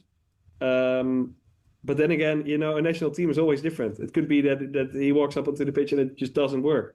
I mean, is Weghorst a national team striker for the Netherlands? on paper, I don't know, but I mean, this Argentina goal, like, this goes down in the history books, is one of the all-timer. goals ever. But it was a set piece. It was it was a set piece goal, and I get the moments and the significance of it, but I don't know. I don't know if you're better off with Wout striker, but he's an amazing pinch hitter, and he's, I guess, one of the few that can actually keep his head cool when you really need to. I think you bring him off the bench against tired defenses when they're just going to be worn down and ready to be taken apart, and he can just bully them. He'll just come on and bully them. Probably from the start, I think is the right shout. Bob, absolutely sensational from you. Thank you so much for joining us. Where can people find out more about Match Worn shirts? mws.com. So make it a little bit easier, just 3 letters.com, and there they can check it out on the web or the app. Beautiful stuff. Thank you so much. Appreciate it. Congratulations on anything. Enjoy this weekend. Good luck to Netherlands. Beautiful stuff. Wonderful. Your dark horse. Yes, they are. Like, I just really feel that the Netherlands they're so well organised. They are so strong defensively. And in a World Cup where actually an Arsenal-esque team, a Greek Euros-esque team, in the conditions, in the longer tournament, everything else could come out on top. Like, if they're there at the semi-final stages, yeah, you'd fancy France. Yeah, you'd fancy Spain. You might even fancy England in that situation. But I just think, like, they know how to set themselves up to frustrate, and everyone wants to see a World Cup where games have 7-8 goals in them and are exciting end to end and everything else. But the fact of the matter is defensive football could definitely win this guy talking defensive football now in June 8th. Where was his talk a month ago? It's just because I was digging into you and Arsenal. Surely you understand that. Michael Who's going to join us a little later this hour. We'll talk some African football, particularly those in the groups that we are previewing today. But up next, La Masia will be playing. En Francais will be discussed because one of the favourites for the tournament, Jeremy Smith, is going to join us to preview them up next. I'm Will Gavin, and it's all me all the time. Big name reaction from both sides of the pond. The S Word from talkSPORT.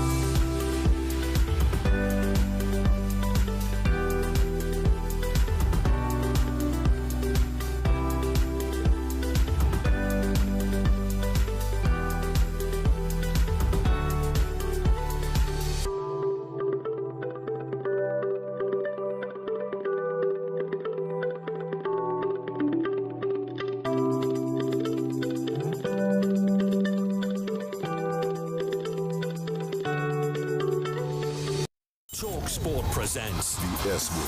high energy exchanges, fiery fan reactions, and the biggest football debate. The S Word. From talkSPORT.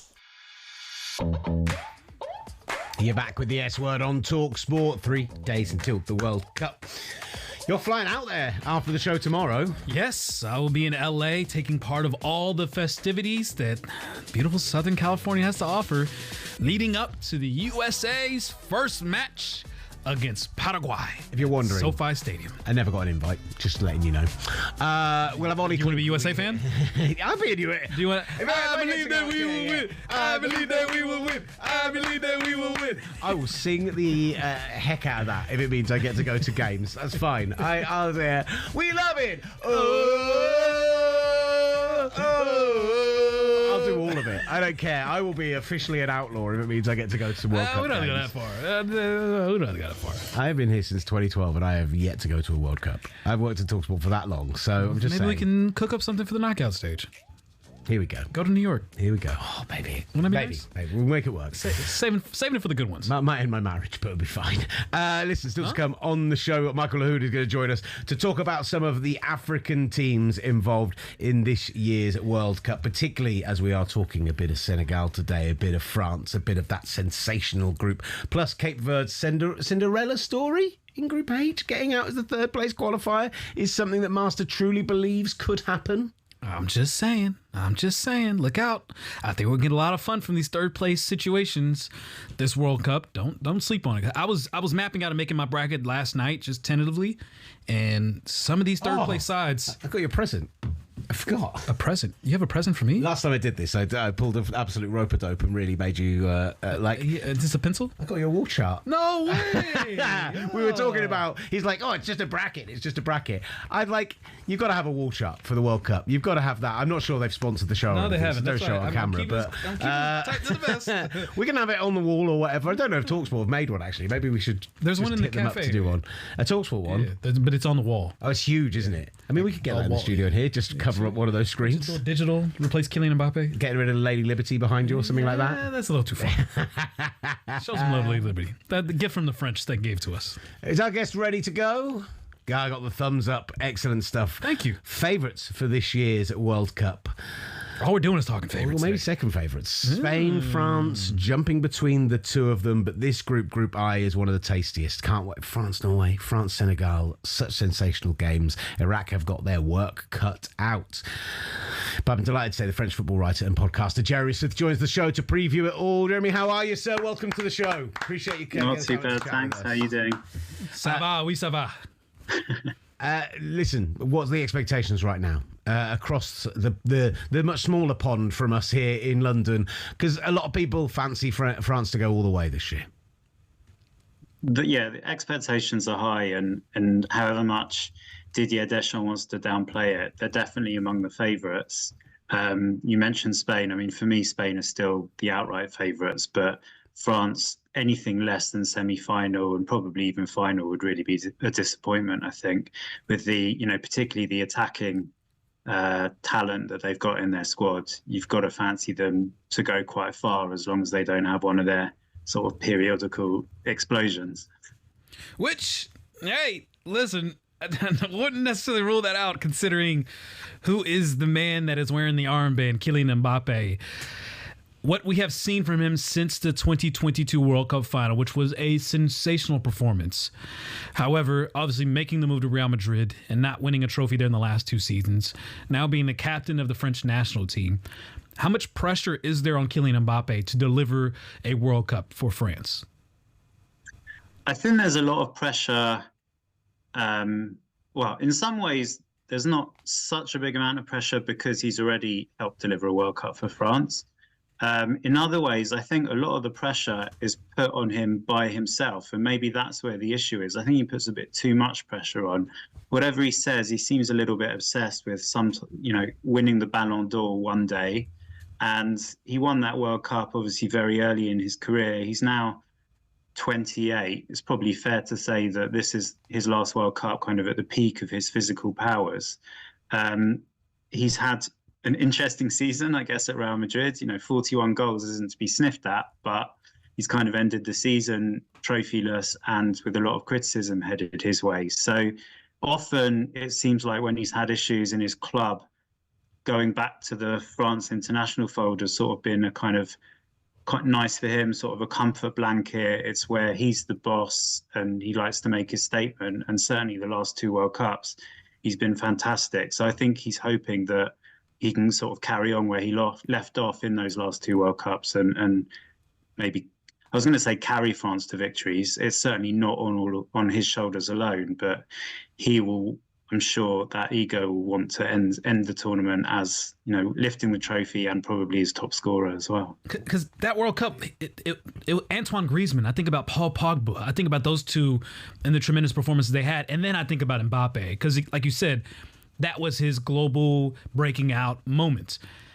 It still feels like he's chasing having that cementing moment, whether it is a Champions League winner, whether it is a World Cup, and like you taking the captain armband and like demanding to have that and all these other burdens, it truly feels like he is still chasing the shadows of Messi and Cristiano Ronaldo to a resume compared to those two domestically or internationally, maybe still has some work to do. Yeah, I mean, I suppose in terms of international, it's kind of the other way around to those two who won everything in club football and actually won their international trophies quite late on in their career. And yeah, I agree, like the first World Cup, he was an 18-year-old. The pressure wasn't entirely on his shoulders. The last World Cup, I wouldn't say, again, that he carried France, but, you can't do much more than score a hat-trick and score in the penalty shootout in the final. It's kind of not exactly down to him that they lost that match. But, he doesn't perform well for some reason in the Euros. He hasn't got a great record there. It hasn't gone quite right in club football, despite still having a great goal-scoring record. So, yeah, I think for him he wants to be, he's chasing history. He's only 1 goal away from being the French top scorer of all time. And I think he wants to be able to be compared to those, world-class for all time players. And to do that, I think he definitely needs to win certainly a Champions League, but probably another World Cup. Where are the concerns, the question marks on this team right now? The reason I think Spain are favourites is because I think they're the most balanced team, with team being the crucial word. And it's funny that, there's been lots of talk in the last few weeks or the last year or so about PSG and what a great balanced team they are and how that's been more the case since Mbappe left. France, I think, are still a little bit top heavy in that they've got an amazing array of forwards. They've got a strong midfield, but I still think there's question marks over their defence. I just don't think they have world-class fullbacks. And although they've got on paper a lot of good centre-backs, I feel like if it's not Upamecano and Saliba at the top of their game, then I worry. I don't rate Konate at all. I think he proved my point in the friendly the other day against the Ivory Coast. And so, I worry that there's still a few mistakes in that defence. And when it comes down to the knockout stages and where it could be very tight, it could be a mistake that wins or loses the match, that's my concern. And that's why I still put Spain slightly as favourites. I think it's a fair concern, especially Saliba, if he's able to play or not. I think obviously he's the mainstay, the focal point of that back line. Honestly, I rate Lacroix more than I rate Upamecano and Konate in terms of what Lacroix has done consistently delivering for Crystal Palace. But as you mentioned, the fullback situation, I don't know what France will do there, because it just simply put, facing against some of the top the best wingers in the world like a Spain, and you've got Lamine Yamal and Nico Williams on both sides, France doesn't have the fullbacks to compare. No, I mean, if it were me, I would put Zaire Emery at right back. I think he's better than Koundé and Gusto. I think he's proved that at PSG. I would have had him ahead of Hakimi at PSG as well, actually. And left back, the fact that Lucas Digne, after all these years, is probably favourite to start, either him or Theo Hernandez, who's kind of in semi-retirement in Saudi Arabia, shows that they don't really have anyone stepping up in that position either. So, yeah, it's a worry, I think. And especially, nowadays the fullbacks are supposed to be as much an attacking threat as a sort of defensive linchpin. I don't think France have that.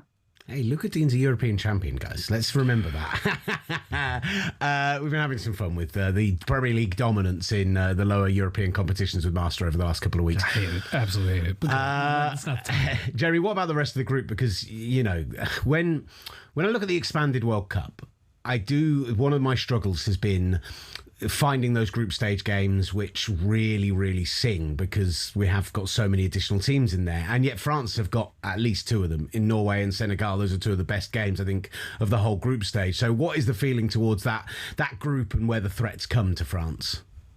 So when you asked about my concerns, I was talking about sort of concerns on paper in terms of the players being both very superstitious and naturally pessimistic. My other concern is it feels like there's a lot of similarities with 2002, even down to sort of losing pre-World Cup friendlies that France shouldn't have lost, things like that.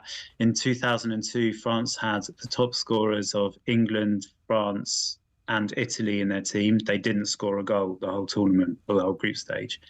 And you know, now they've got a lot of free flowing or free scoring players as well. Is the same thing going to happen? And obviously the kind of standout similarity is they've got Senegal first game.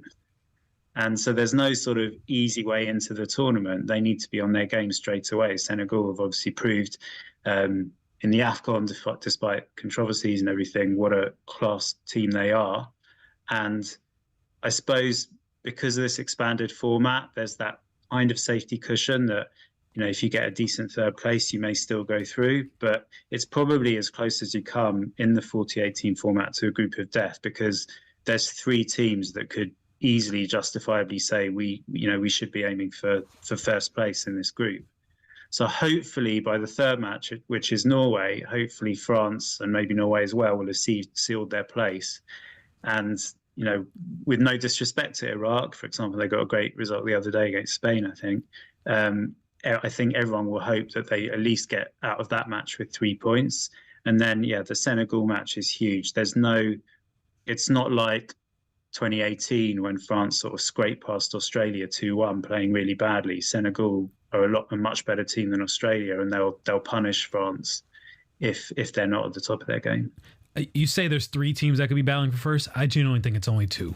I think it's France and Senegal. I do not think Norway has the midfield. We've been blinded by Haaland, do you think? Have we been? Absolutely. I think everyone's being blinded by Haaland and Odegaard, but this is a nation that has not made the World Cup for a reason. You talk about balance. That team is incredibly imbalanced, and watching them against Morocco last night further confirmed that this midfield, compared to what Senegal and France have to offer, I think they're going to struggle against those two nations, and they'll be scraping by trying to get a third place side. That's just my personal opinion. I truly feel France and Senegal are a class above Norway. I hope you're right for France's sake. One of my concerns with France, I guess, is that they've always struggled to break down tight, organised defences. And without wanting to generalise, that's generally what you get from a Scandinavian team. And actually, that's where I think someone like Ryan Cherki could come in as important. I don't think he's going to start for France, but when you're looking for someone just to produce some kind of magic to unlock a tight defence, he might be the man there. Beautiful stuff, Jeremy. Look, one quick question, real quick. Because I've seen this over the weekend, the Mbappe and N'Golo Kante situation. Is there something going on there? Obviously, N'Golo Kante had the armband captain, and then when Mbappe came on, was forced to take it off. And Kante, of course, being a legend, the humble's servant, and nothing wrong ever said about him. But is there a rift between those two? I'm trying to read the tea leaves, and it's just hard for me to understand. I think everyone's trying to, and I think there's an element of, the media are a little bit bored in the lead up to the World Cup and trying to find stories where maybe there aren't. I think if it was any other player, I'd be worried, but the fact that it was Conte, and I know there was the thing with the armband and a couple of matches ago, but I would be stunned if he was the type of player to be causing any kind of trouble at all. So I'm really hoping it's something of nothing. But again, that kind of thing just gives me the wobbles, because it makes me think again of 2002 and even worse 2010. So I'm really hoping there's nothing in it. For your sake, I'm hoping as well, because we've seen Mbappe kind of take over this nation and kind of, obviously the jokes and the memes of dictator Mbappe. And it's just a very fascinating dynamic in terms of what's going on the French national team. And Conte, obviously, well deserving of the captain armband and probably has an argument to be the captain of this team. I think Mbappe needs to realise that he can't do it himself. It's by playing as part of a team that he will end up getting the individual plaudits. It's similar to 2018 where Paul Pogba was trying to do too much in midfield. Everyone said to him, just simplify it. When you keep your game simple, you're arguably the best midfielder in the world. He did that for the World Cup. He became a leader in the changing room and he helped France to victory. I think if Mbappe really kind of tones down the ego and remembers it's an 11 player sport, then I think France have got a great chance, and he's got a great chance of getting all that glory that he wants. There's a lot of Real Madrid fans, I think, probably feel the same, Joe. Brilliant stuff, Jeremy. Thank you very much for joining us. Wonderful stuff. Thank you to you. Je vous en prie. Thank you. Look, suddenly you want to see French sides doing well. What's happened in the last couple of weeks, I've always enjoyed the French. Yeah, you weren't enjoying them a couple of Sundays ago, though, were you? I mean, allez, allez, allez. Do you know what, that PSG shirt did turn up in the end? The one with the US flag that I showed you I nearly bought. Actually, it turns out I did buy it. Don't bring it. I will burn it. That's gonna be coming out at some point in the night. I'm Will Gavin, and it's all me. Right, get out of it. Up next, Michael, who joins us. We've been waiting for this one for a whole month. We've been trying to get him on. He is sensational, African football expert from Golazzo, from so many other places, and we have got so much to get into with him. So that's up next on the S Word. Yeehaw. From the touchline to the terraces, talkSPORT presents the S Word.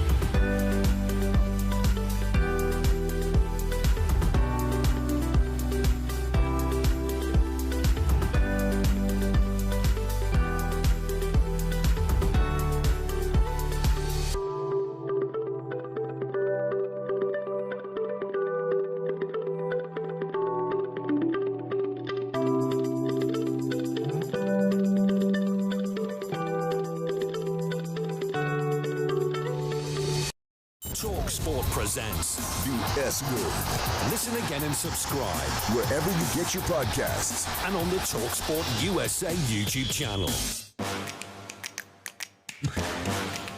You're watching the S Word from talkSPORT. I'm with Gavin, Master Tesfatian alongside me. Get involved in the chat on the YouTube page. Patio Joe, good morning, boys. The week is here. We're here, finally. 3 days away, baby. I feel like we've been building to this point and building to this point, and man, I cannot wait for the Festival of Football on the way. Nathan also says, this show's great. I like the American guy. So it's nice because a lot of people getting in the comments and slating the Yanks. It's good to see. Thank you. The great Master Tesfatian getting the love that he enjoys. That is exactly how this show. We love love. We love here. We love Don't love. start. We absolutely love love. And we love our next guest. We need to get into some of the big African nations, particularly in the two groups that we're talking about today. I want to know about why we should not be dismissing Cape Verde and if Senegal can actually just bring back the ghosts of 2002 and absolutely ruin the French chance of this World Cup. And I'm delighted to say one of the very best to do it. From CBS, former footballer as well, the great Michael Lahoud. Come on, Big Mike in the building. We have been very excited to get you on, Mike. We really appreciate you taking the time out to join us. Thank you so much, brother.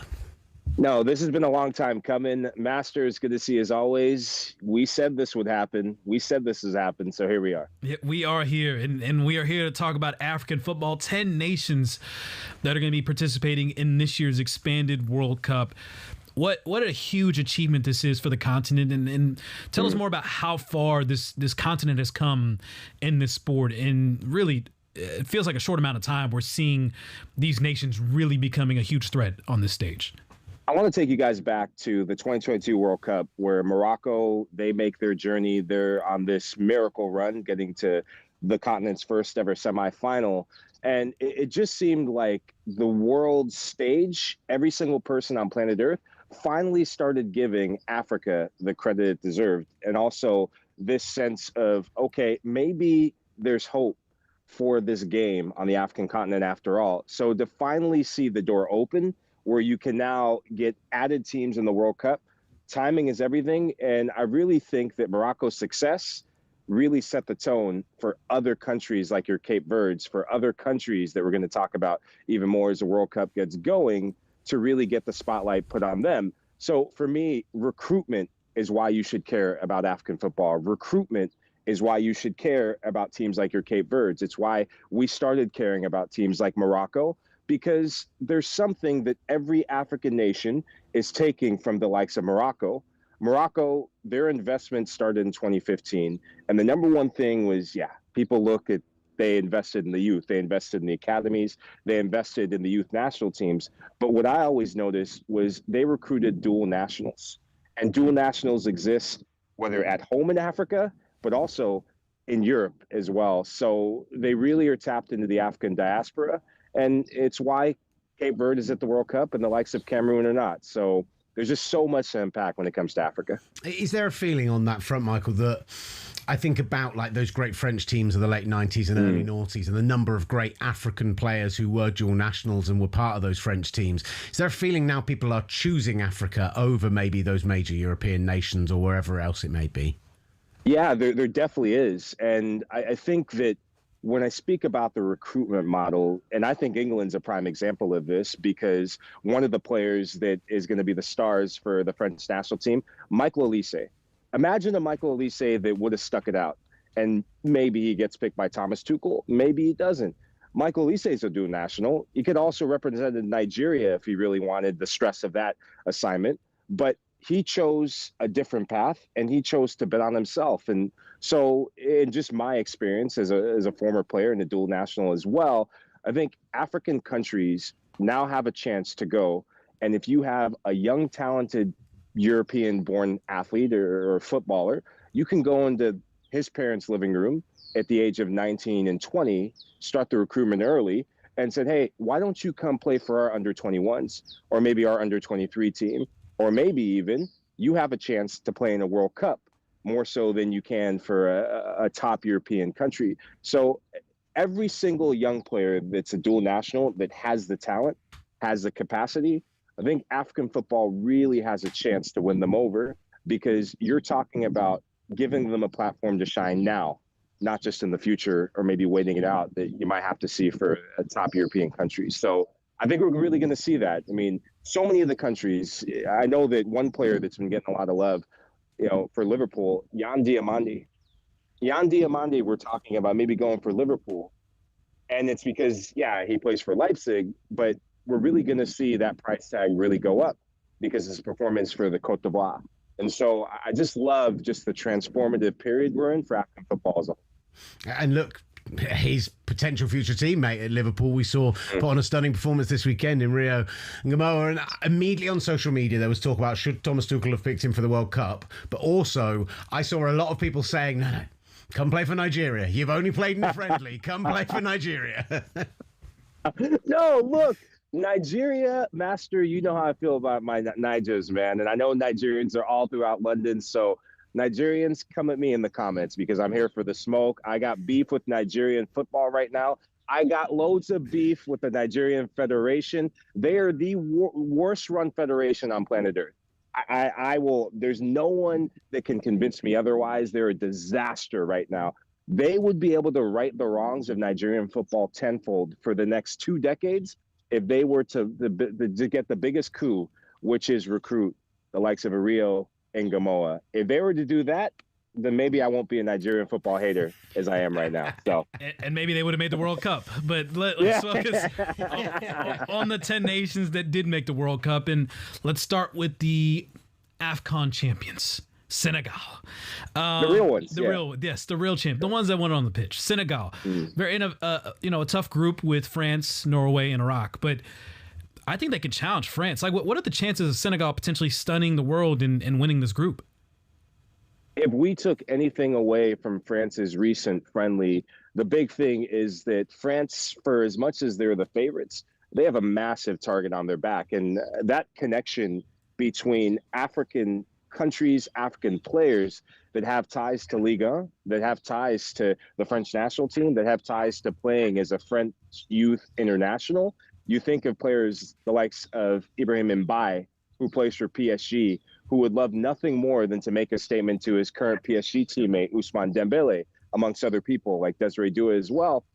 There's a chance, I'm just going to put this out there, this is a Senegalese national team that, because of what they did against all odds at the African Cup of Nations, because they weathered the storm of corruption, I really think, Master, they have everything it takes to top this group. I know this is going to sound crazy, but this French team, for as good as they are going forward, the one thing that they're vulnerable at is across the back. I don't rate this back line as a whole. The 2 fullbacks are there for the taking, and it leads me to this. Sadio Mane is ready to cook, man. This is going to be the legacy of a lifetime. If the African Cup of Nations was as part of his legacy, this is going to be why you remember Sadio Mane the most, apart from what he did for Liverpool as well, is that game against France. You're going to see in Africa, we call it having the heart of a lion, really the heart of a champion. Senegal is willing to suffer defensively and grind things out in ways that no other African country and no other African nation is willing to do right now, more so than even Morocco. They have the quality across the front line. They have Premier League proven players. They have players that have done it at the highest level, but they have a core of elder statesmen, a core of veteran players who have been together for the past 15 years, who have won together, who have suffered together, who don't fear a single team at this World Cup. And so they have all the tools to really spoil the party for France. And I want to touch on Morocco as well, because coming off of this semifinal appearance they made in the last World Cup, this nation having a new coach right after the AFCON, and seeing them yesterday against Norway, this still looks like a very dangerous side. But I'm seeing reports of Ezazouli's potential injury, that he could miss the World Cup. How big of a loss is that from the left side? And do they still have enough to make a deep run this year? It's you and I were texting about this, and it just kind of feels like the wind is slowly coming out of Morocco's sails. And it really started with the disappointment of the African Cup of Nations final. It really started with the disappointment of some of the things that we saw in that final, with some of the fan culture, and really Morocco being painted in the African continent as being sore losers. And watching the friendly against Norway, so many people talk about the likes of Achraf Hakimi. So many people talk about the likes of Brahim Diaz, who's part of that recruitment I'm talking about of dual nationals, obviously with his pedigree at Real Madrid. But for me, this was a World Cup. Going into it, I always kind of felt that the player that could decide the World Cup for Morocco was Abde Ezazuli. If you ever watch Real Betis play this season in La Liga or in Europe, he's their main man. And for me, in the African Cup of Nations, he just brings this sense of directness, this sense of just change of pace, and this ability to create something out of absolutely nothing. His work rate's going to be missed. His intensity is going to be missed.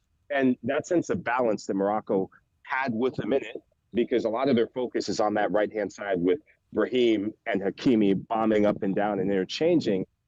If you're Mohamed Ouabi, this is the sort of loss, this is the sort of injury that completely has the potential of derailing Morocco's World Cup and could take Morocco from being a team that could go and maybe top the group and surprise people to a team that is struggling to maybe get second or third. And so I still have Morocco getting out of the group. And when you ask about who can fill the void of Abde, look at Ligue 1. There's two players I'm looking at, and one is a young man from Alger, and he's Sabai. I watched him when he played for, I think he played against Olympique Marseille. He doesn't have the pace of Abde, but he still has that guile where he can wrong foot you, maybe feint to the left, cut to his right. He can shoot from distance. His decision-making in the final third is solely underrated. And also Sofiane Brahimi. He's listed as a striker. He can play out wide. So there's depth in this Moroccan side that a lot of people weren't thinking was there, but it's a big miss. And it's something that if they were to get further in the competition, I know there's different reports that are coming out, some saying that he's ruled out completely of the World Cup, some saying it could be 3 to 4 weeks. But if they are to get deeper in the competition by some miracle without Abde, then maybe he comes back to play a part in it. But if he's out completely, Master, Morocco's World Cup hopes just went with him. Sofiane Boufal could be someone as well being called up in the replacement for Ezzazzouli, obviously with the experience that he has. I know we've talked a lot about Morocco. We've talked a lot about Senegal. Who is the one African nation that people need to pay attention to that we're not talking about enough? Yeah, no one is talking about, and more people are talking about them, but for me, no one is giving Côte d'Ivoire enough respect. And this is a Côte d'Ivoire side that, yes, they beat France, and now people are saying, oh, man, Ivory Coast is actually decent in football. But there's just a sense of ambition within this young Côte d'Ivoire side. They have a manager in Emers Faye that has high-level experience and has proved doubters wrong before, coming in and winning AFCON against all odds a couple editions ago when they hosted it. But there's just something about the quality of some of these young players. And you guys will know, covering the Premier League on talkSPORT, Amad Diallo is the name that a lot of people use to headline this Côte d'Ivoire side. But for me, Yan Diomande is special. But it's also a swan song and a comeback story for players like Simone Dingra, and a player that you and I talk about all the time in the Bundesliga, Bazuma Traore. They have so much depth and young talent, man. So many young players that have this sense of, I don't give a damn. I don't care who we're playing against. They really have a point to prove. So if you were to ask me who is my dark horse on the African continent amongst African teams, Ivory Coast. That's a team that after this tournament, we're going to remember their name. And even if they don't get it done, this World Cup cycle maybe have come one cycle too early, but they're my early predictions to win the next African Cup of Nations. They're that good. They're that talented. With that being said, it's a great pick. I do need you to sell Cape Verde to me because it's been a long-running joke on the show. Cape Verde against Saudi Arabia appears to have been the game that people are taking as like the... When I want to talk about an expanded World Cup and I'm not going to hear in the UK, I think that game's on at like 3 a.m. as well. Yeah. I think that's the game where people are going, oh, maybe it's not such a great idea. The guy next to me has been trying to sell me on Cape Verde, saying, don't write them off. Third place in the group isn't beyond them, so why should I be high on Cape Verde? He's probably trying to sell you on their fans as well. Maybe watch with some binoculars in the stands and you see what I'm talking about. People. You know? Cape Verde is beautiful people. Beautiful people. Is what that's number one that probably is going to come to mind. But we tuned into the World Cup, and I'm proud here, especially as someone whose journey has taken me from Africa to America. It's really a celebration of the Cinderella story of all Cinderella stories. Cape Verde is a country that I actually was supposed to make my international debut against Cape Verde. And so I got to witness Sierra Leone play against Cape Verde, and watching this blue collar, roll up your sleeves sort of attitude, this sense of we are here to outwork you. We're here to outperform you, and we have a sprinkle of quality. Now, unfortunately for Cape Verde, when you're in a group against the likes of, I think their first match is against Spain, good luck to you. That's going to be a tough match. But this is a Cape Verde side that if you don't give them respect of being a country that's deserving to be here, they have an extra bit of quality, especially from set piece situations and dead ball situations, where they are the king of second balls. They live and feast off of second balls. They're very industrious, and they are going to will their way into the game. What they lack in quality, they have an abundance in spirit. And so in a World Cup situation where, say, against a team, against a Saudi Arabian side that you don't know what you're going to get from them, sometimes they're maybe good, and sometimes I can't say the word that they are. They're the other S word, right? And so I really think that their sense of heart, their sense of pride will carry them through. And like I said, second balls and set pieces, that's what's going to be the difference. And they have players that have European pedigree as well. And Ryan Mendes, he came through the Lille youth system. He has Ligue 1 experience. And just keep an eye on players like that. And, you know, the likes of Pico Lopez. I told you about Cape Verde. I told you. Brilliant stuff from you, Mike. There's a bit of quality there, man. Come on. You're a beautiful man. You're Absolutely in a beautiful brilliant, setting. bro. We appreciate your time, and we hope to have you on the show again in Much the not love, too Mike. distant future. 3 days to the World Cup. Tomorrow we'll be back with 2 days to the World Cup. Cannot wait. With you tomorrow from 8 a.m. Eastern. Enjoy. Peace. The S Word with Will Gavin and Master Test Facion from talkSPORT.